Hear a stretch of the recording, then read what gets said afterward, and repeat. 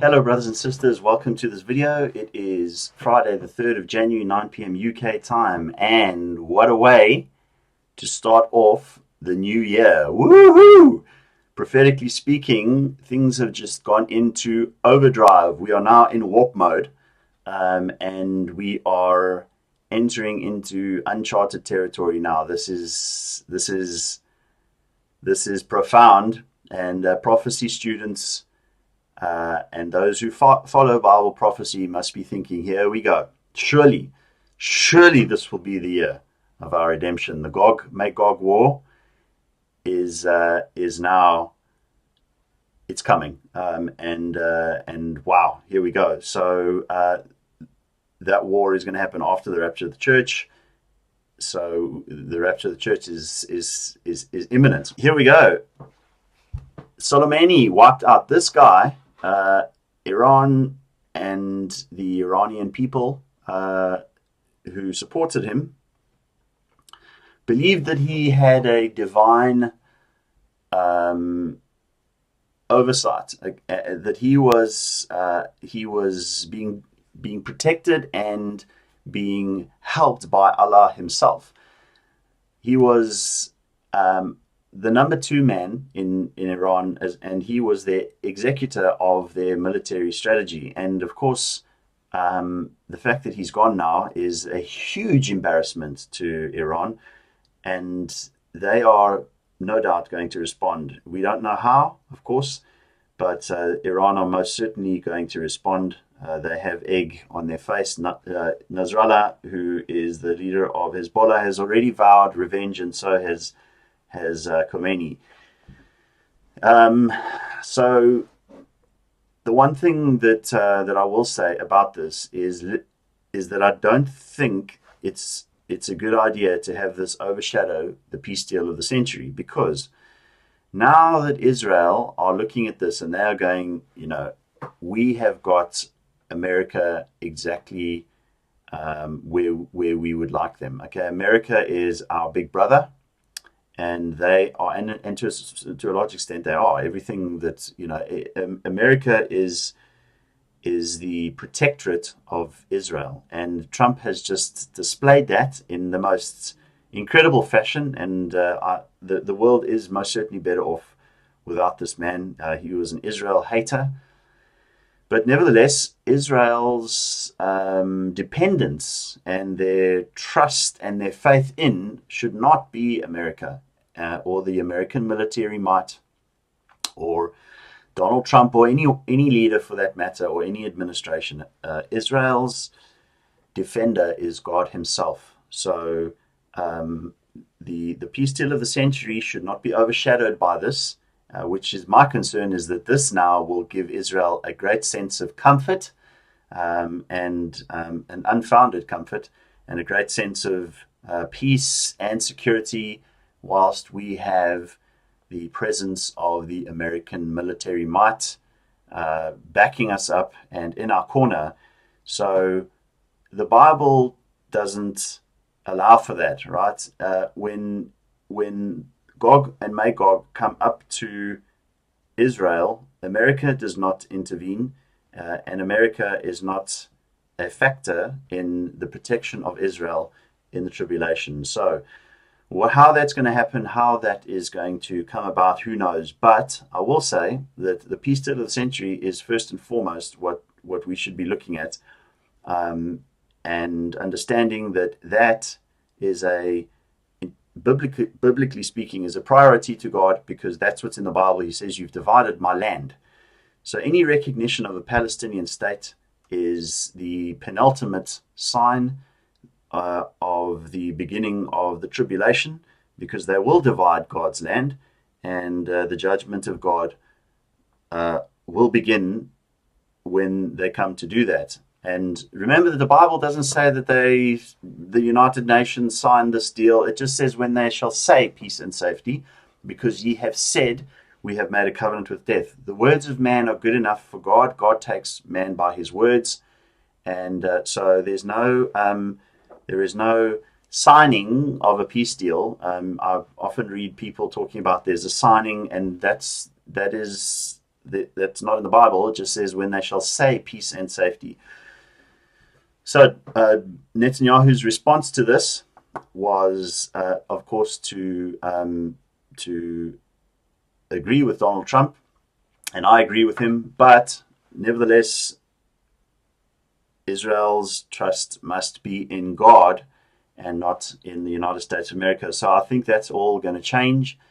I don't know how it's going to change, but I believe that God is going to remove the security that Israel has in America somehow, and I think that might have to do with the dividing of God's land and the peace deal of the century, recognizing a Palestinian state, as I've made clear. So this guy has gone, and hopefully these two will go as well, because they hate Israel, they hate the Jewish people, and because of that, they hate the God of Israel and the Bible. So I also just want to point out what happened in the United Kingdom over the New Year period. It is now legal in the United Kingdom for heterosexual couples to have a civil partnership. So this is Satan's end game, right? So first of all, the idea was that homosexuals wanted civil partnership to have the same legal rights as a marriage. So in 2004, that was allowed by the Tony Blair government, and but that wasn't good enough. They wanted same-sex marriage, and that then came into 2013 to 2014, which is when the blood moons began. But that's not good enough. You see, now same-sex couples want a civil partnership. So the ultimate game here is to eradicate marriage completely, to get rid of it. So what will happen is you'll have a guy and a girl, young guy and a young girl, who want to get married, okay, in terms of what they are saying now is outdated, and they're going to go into the registrar's office and say, we would like to get married. And of course the question is going to be, okay, well, do you want to get married or do you want a civil partnership? And they're going to say, okay, well, what is the difference? And the response to that is going to be that civil partnership is a more modern thing, and that marriage is more traditional and religious. And of course, having been raised in this godless world, they're going to go, okay, well, let's just go with a civil partnership. And eventually, the idea is that that marriage will become null and void. So the warring against God continues, the warring against marriage as an institution between a man and a woman, and the bond the bond between a husband and a wife, which is about Christ and the church, of course, is ultimately what they want to get rid of. And they're celebrating this. Civil partnerships for UK couples will be legal from New Year's Eve. So that happened at a time when nobody's really paying attention, nobody cares, right? But God does. And a new decade dawns for a new form of union for civil couples. We've done it. Mixed sex civil partnerships available in England and Wales. So that's quite sad, and they're saying 84,000 mixed sex couples will follow suit, they believe, to form their own civil partnerships in 2020. What a result, they're saying. And then I'll also just show you guys what else is happening in the United Kingdom. This is the government website saying relationship education and sex education, health education. The information from the Department of Education about the introduction of compulsory relationship education and compulsory relationship sex education is coming in from September 2020. And of course, this is all about the LGBT agenda and teaching children that LGBT is normal. And remember that this all has come about in the last less than 20 years. This agenda really came to its fruition around the 2014 period, which is when same-sex marriage was legalized. And now, less than 7 years later, or less than a decade later than all of this stuff began, it is now compulsory to teach little children that this is a normal thing. And this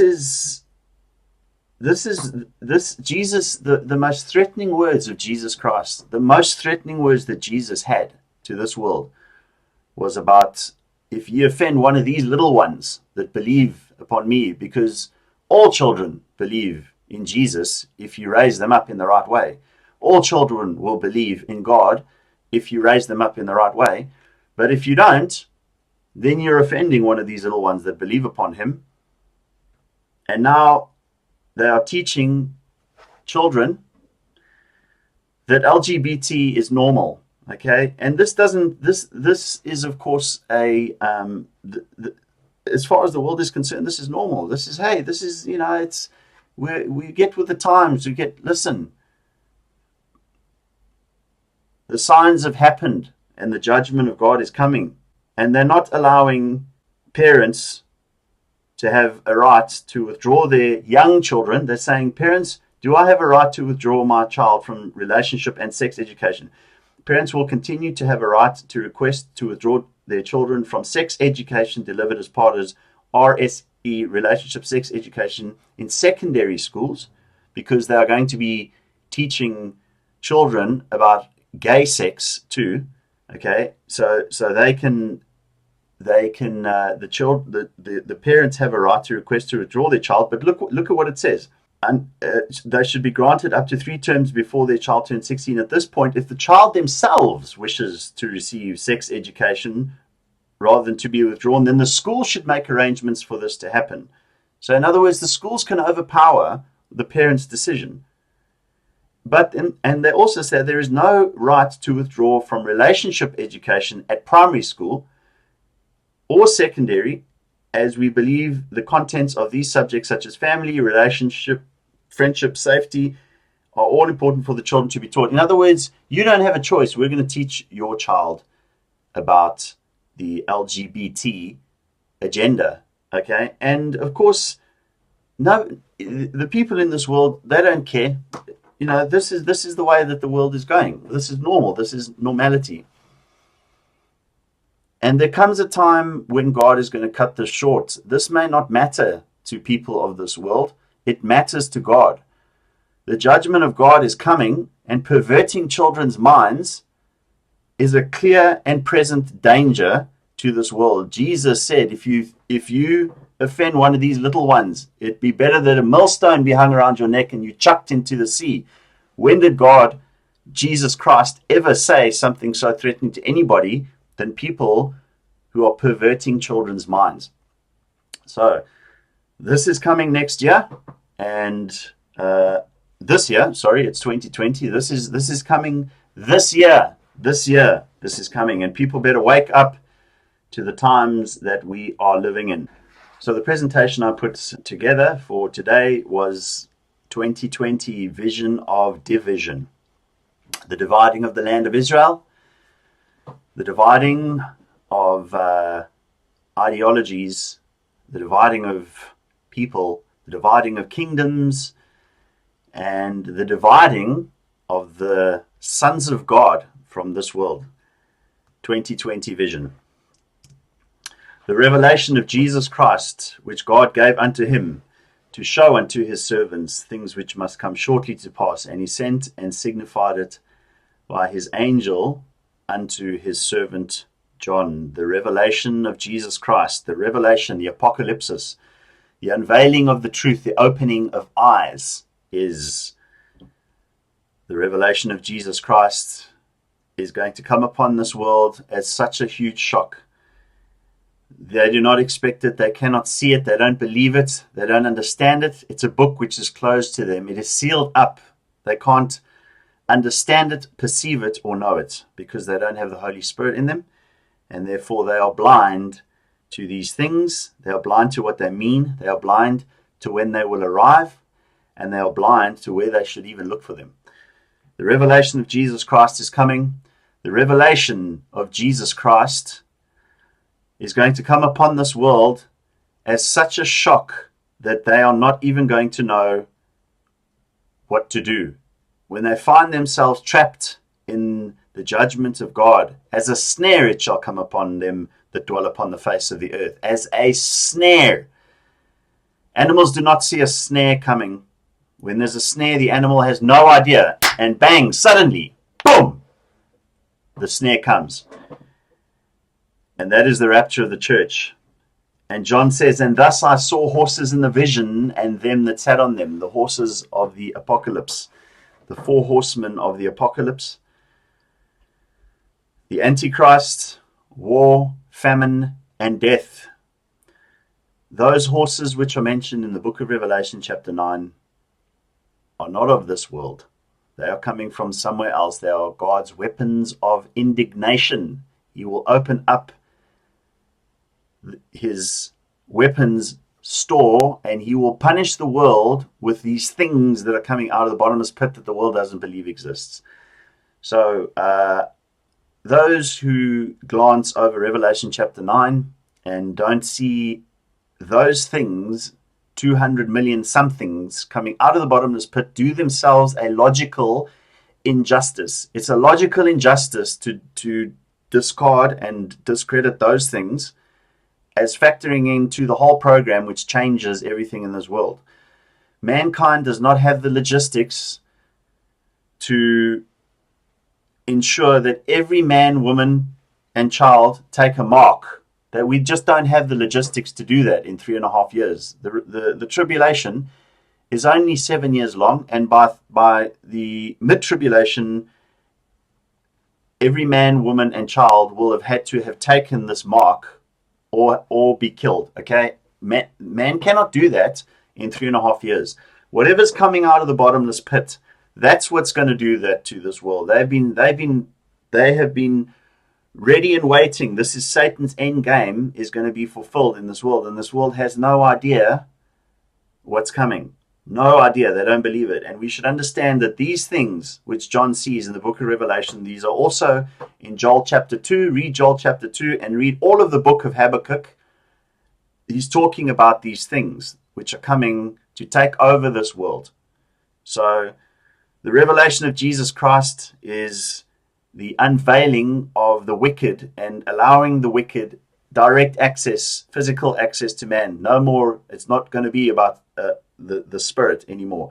It's going to be about these things having direct access. The heavens are going to roll up like a scroll, and things are going to fall down, and men's hearts are going to be failing them for fear of those things which are coming upon the earth. Jesus Christ was crucified in 30 AD, and the temple fell in 70 AD. Those are round numbers, and 2020 is a round number. So let's hope that this is the year. This generation shall not pass. Just looking at what has happened in the past few years since we've been watching, and the signs have began. If you're new to this information, or you're coming to it now, it's not too late. These signs have happened. We've watched them happen. Because nothing happened on the date of the sign, which some of us obviously believed that it was going to happen at the sign, okay, it doesn't mean that we discredit the sign. It just means that we are given more time, and there are more signs coming, and it's not going to work the way that we expect, and we're going to continue to watch and wait. So 2014 to 2015 was the blood moons, the lunar eclipses, which happened on the Lord's days of Passover and Sukkot. That's what makes them profound. On that very day of the Lord's day of Passover and Sukkot was a lunar eclipse, and that happened in 2014 and 2015. So 2 years consecutively in a row. Passover, Sukkot, blood moon, blood moon, blood moon, blood moon. And the last time that happened was in when Israel shortly came back. So we've got the two bookends there. So there's the sign that Israel has come back. And of course, also I've covered this in the other video, which is summary of the warning signs of God, that these blood moons began when gay marriage was legalized pretty much everywhere in Western Christendom in a very, very short period of time. It was only 2 years that it was legalized globally, which is an indication that God is. He says He's going to bring this. A short work will the Lord complete upon the earth. It's going to be quick. He's going to do it very, very quickly. So we better be aware that this is coming very, very quickly. And of course, the agenda to pervert the children's minds comes within less than a decade. Now that they've got what they want, right? Now we want to educate your children that this is normal. So the signs began on the Passover of 2014. Which was the blood moon. So 2014, 2015, 2016, 2017, 2018, 2019, 2020 will be year 7. Okay, so this is Passover number 7 since the beginning of the blood moons. So this is an important one coming up. And then in 2017, of course, we had the Great American Eclipse, which was on the 21st of August. And the Revelation chapter 12 sign 33 days later, that was on the 23rd of September, and that was right as the dividing of the land of Israel and that agreement. Jared Kushner left the very next day after the Great American Eclipse. He went to Israel to negotiate this, and we have been waiting for that same thing ever since then. So the dividing of the land of Israel came right at that time, the beginning of the peace deal of the century, and it has been kept in limbo. And here we are still waiting for this thing to be revealed. So that started when the signs happened, and we are waiting for it to be released, and it's coming soon. Gog, Magog, Meshech, Tubal, that's Russia, Iran, Turkey, and the showdown that is being set up, and of course what has just happened with Iran has put that into overdrive. We saw Jerusalem recognized as Israel's capital on Israel's 70th year. Jesus says, when you see the fig tree shoot forth its leaves, Matthew 24:32, this generation shall not pass. The fig tree is Israel. The generation is us, the ones who see Israel return. This generation shall not pass. And Psalm 90 verses 10 tells us how long a generation is, 70 to 80 years. So 2028 is the end of a generation as far as the Bible is concerned. 2028. But Jesus says everything in Matthew chapter 24 will be fulfilled. All these things shall be fulfilled, which means the rising of the Antichrist, the tribulation, the great tribulation, and all these things will be fulfilled before the generation. So that means we have to give it 7 years. So 80 minus 7 is 2028 minus 7. 2021, guys. This has to start by 2021, according to those calculations, which are pretty clear in the Bible. The Golan Heights was recognized as Israel's territory on its when it was 71 years, and the settlements recognized as legitimate also in Israel's 71st year. Israel came back May 14, 1948. They are 71 years old. They're just about to turn 72 on May 14th, and of course we're going to see Passover before then. The Israeli government, we've seen this, cannot be formed. 3 elections in 1 year. This is absolutely unprecedented. The Bible in, I think it's Malachi, says, why dost thou cry aloud, O Israel? Is there no king in thee? For pangs have come upon thee as a woman in travail. And when they, in 1 Thessalonians 5:3, it says, when they shall say peace and safety, sudden destruction cometh upon them as a woman in travail. So we see Israel's government cannot be formed. Will it ever be formed again? Possibly not. Maybe this is what it's all pointing to. We've had Kaduri's prophecy. Kaduri was the most profound religious Kabbalistic Jew in Israel, and he was given a prophecy when he was 13 years old that he would meet the Messiah. He met the Messiah, and he rocked the Jewish world by saying the name of the Messiah is Yeshua. And the Jewish leadership and all of his peers around him have done everything they can to try and to try and stop this message from going abroad. But of course, Kaduri said put it on the internet, and before they could stop it going abroad, it spread like wildfire. And the Christians are well aware of Kaduri. He met Jesus Christ. He proclaimed the name of the Messiah as Yeshua. God is merciful. God is just. God has given the Jewish people a warning in Kaduri, and they have chosen to ignore it and try to cover it up like something else that happened 2,000 years ago. Okay. Then also we see that the second Kaduri prophecy, which the Jewish people, have made known, and this was done through Breaking Israel News and all of the Jewish sites, the Jewish media companies have made this prophecy known, but chosen to ignore Kaduri's other note, to ignore the fact that Kaduri said that Yeshua is the name of the Messiah. But then they're looking at this other prophecy which he wrote 40 years ago. So it's probably worth mentioning that Kaduri left this note when he died, and they were to open up this note 1 year afterwards. That's the that's the Kaduri prophecy one.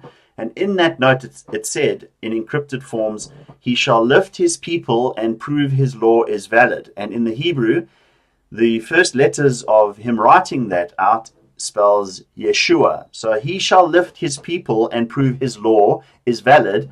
Sounds very much like the rapture to me. And of course, they tried to cover that up. But then later, the Kaduri prophecy number 2, this was written something like 40 years ago, when he said that on the eve of Rosh Hashanah of the year 5780, that's the year that we are in now, a battle in heaven will occur, and there will be no government, okay, and God will decide the matter. So we thought that Rosh Hashanah was the Rosh Hashanah, which is the first of Tishri, which is the civil calendar. But the Rosh Hashanah, as far as God is concerned, is the biblical calendar, which is Nisan the 1st. And Nisan the 1st is on the 26th of March. So we shall see. We're watching as this comes up, and we're watching the Israeli elections, and we shall see if Kaduri's prophecy is legitimate and if it comes into effect. So this is all playing into this Israeli election, which is coming up. And of course, we know that Venus is working its way up to the Pleiades, and I'm going to cover all of that in the next slide. And we should be really excited. Everything's coming. 2020 vision, guys. Let's hope so. Jesus was crucified on 30 AD, and the temple fell in 70 AD. Those are very round numbers, just like 2020 is a round number.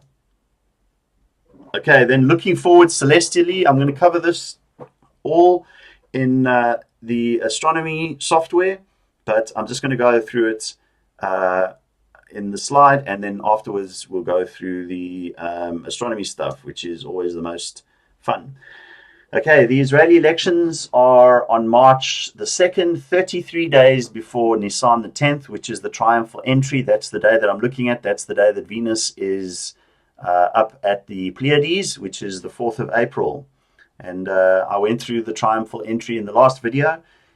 So Venus rises above the ecliptic. That's the central midway point projecting into space as far as Earth is concerned. Rises above the ecliptic on the 14th of February as it heads up towards the Pleiades. And I just thought that was interesting because this world calls the 14th of February Valentine's Day. And yeah, so I thought I'd mention that. Venus rises above the ecliptic on February the 14th, and I'll show you that. Then we've got Mars, Jupiter, and Saturn conjunction over this period. Just before the Nisan Passover period, we see Mars conjunct with Jupiter on March the 20th, and then we see Mars conjunct with Saturn on March the 31st. So they're all in that vicinity, right around the triumphal entry, Nisan the 10th, and the Passover period. Then Venus is at the Pleiades over Nisan the 10th. That's the 4th of April, the triumphal entry date. And it's only in that vicinity for less than 48 hours, guys. It's a very short period of time that it goes right there at the Pleiades. And then we see the retrograde motion of Saturn on May the 11th, and then the retrograde motion of Jupiter on the 72nd birthday of Israel. So Jupiter starts going backwards as far as Earth's perspective is concerned on Israel's birthday. So this happening right around the 72nd birthday of Israel is very interesting. And then 2020, I'm going to show you this as well, is the major conjunction between Saturn and Jupiter, and that happens on in December of this year. And remember that this only happens once every 20 years. It takes Saturn and Jupiter a long time. Jupiter takes 12 years, and Saturn takes nearly 30 years to traverse the ecliptic, and they only come together to conjunct once every roughly 20 years. And this year, this December, is the end of the trigon. They form a triangle, as I'll show you, in the heavens, and this is the end of the trigon. And it is trigon number 101 since 7 BC, which was the great major conjunction. So I've done this. I've calculated all of this out and looked at how many conjunctions there were between Jupiter and Saturn since the great major conjunction, which happened in 7 BC. They conjuncted 3 times. Jupiter and Saturn conjuncted 3 times, and this was the notification to the Magi that Christ was about to be born. And this took place 3 years prior to Jesus being born in the constellation of Pisces, which is the fish, and that is the second constellation of Israel. So Virgo and Pisces are the 2 constellations that relate to Israel, and I've covered those in other videos. Okay, so let's go through some astronomy. Here we can see this is where we are today. And interestingly, there you can see Mars. Let me put on the constellation boundaries. Here you can see Mars making its way into Scorpio. So it's interesting. Maybe we will see a reaction from Iran, and something will occur while Mars goes through Scorpio. Mars is the planet of war. We shall see. This is as it stands today, guys. Here's Jupiter and Mercury and Saturn. They are all in the constellation of Sagittarius. Sagittarius is a representation of the Antichrist. In the book of Revelation, chapter 6, and to him was given a bow and a crown. That's the white horse rider. That is the representation of the Antichrist. There's Saturn right there. There's Jupiter, and there is Mercury. That's where the sun is at the moment. That's where the sun is rising, and there is Venus. Okay, and let's go forward a little bit, and we will see when Venus goes above the ecliptic. Let's go forward. Okay, Venus goes above the ecliptic on the 14th of February. Okay, so let's just take note of that. Venus goes above the ecliptic on the 14th of February. And then the next thing to happen, we can see here, you can see Jupiter and Saturn are in Sagittarius, and they're going to be there for a while because remember they move very slowly. But Mars moves along fairly quickly, and Mars will be catching them as we come up to the Israeli elections, which is March the 2nd. Here you can see Venus has started to work its way up towards the Pleiades, which is in the shoulder of the bull. Pleiades is in the shoulder of Taurus, and that is the representation of the churches, the 7 churches. The Bible says that he held in his right hand the 7 stars, and he is amongst the 7, in the midst of the 7 stars. So he's with the churches, and he's controlling the churches, and of course everything else that is happening. So that's March the 2nd. You can see Venus is there with a Pisces with a fish going upwards. And then we're going to go forward to watch as Mars comes and conjuncts. As we come up to Passover, moving towards Nisan, here we can see on the 20th, that is when we see the Mars and Jupiter conjunction. And then shortly after that,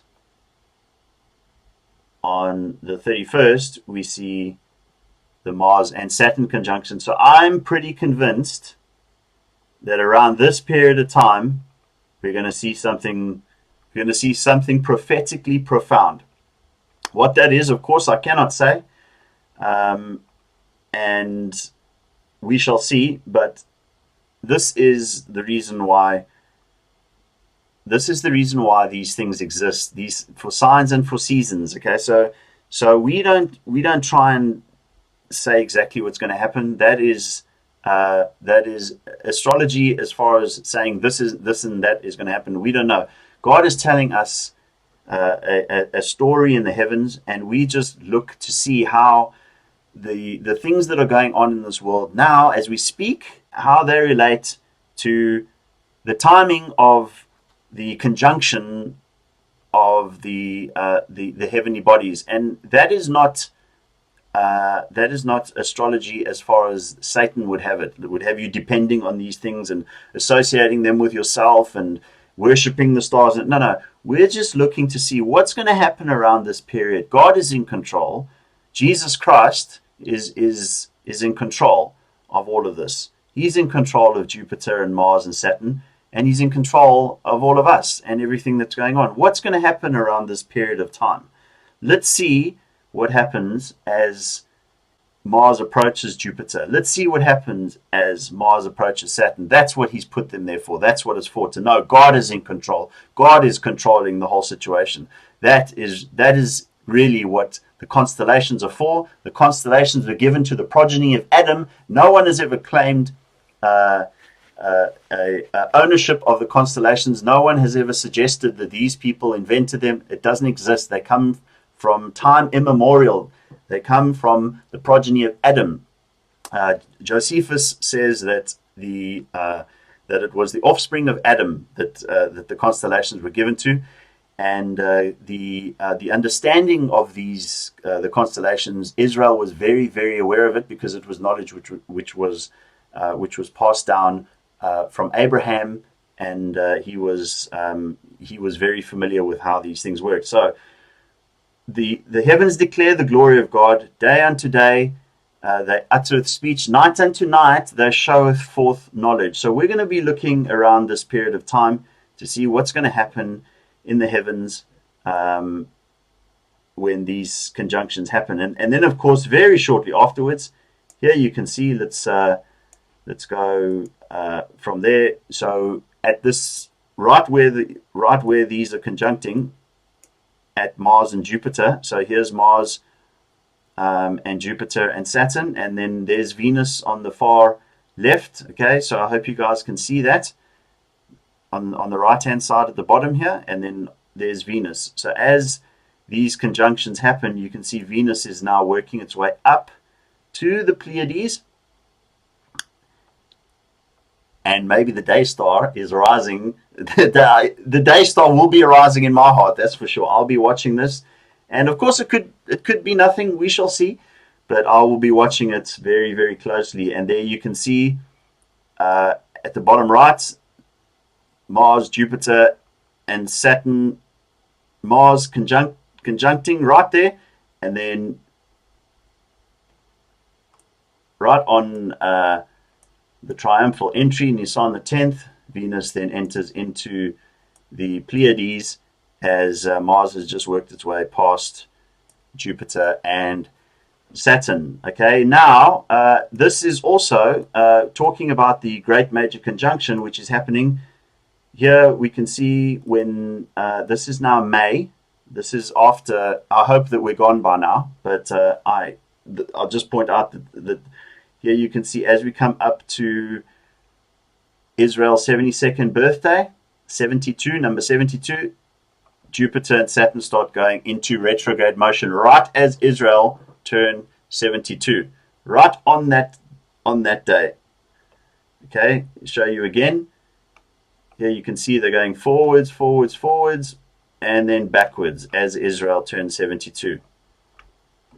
And then later on in the year, as they come out of retrograde motion and we come up to December, this is when the great major conjunction happens, and that is a once in 20 year occurrence, and this is number 101 since Jesus Christ, just before Jesus Christ was born in 7 BC. This will be conjunction number 101, and this is the end of the trigon. So let me just show you this quickly.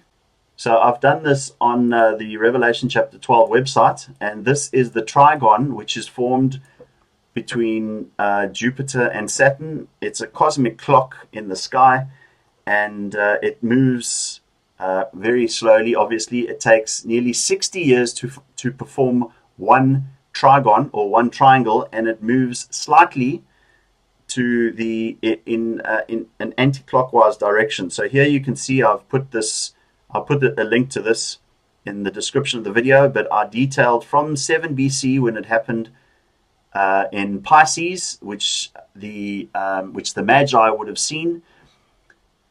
From 7 BC, it went Pisces, Sagittarius, Leo. So that's the completion of the trigon. So it was Pisces in 7 BC, Sagittarius in 14 BC, and then Leo in 34 BC, and then it goes back to Pisces, and that's the completion of the triangle. It has taken nearly 2,000 years for the clock to go 33 times. So to form 33 triangles, if you calculate the number of triangles that it forms, it has taken nearly 2,000 years to go for the clock to move 33 times.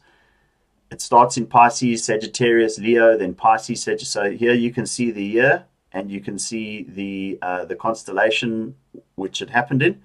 And then if you go to the bottom, you can see that 2020 Capricorn is the closing. So it's the closing of a trigon. It's the ending of the triangle, and the next trigon to be formed happens in 2040, which is in Virgo. So this is too late. This is the end of something here, guys. This closure, the closing of the triangle is the end of something.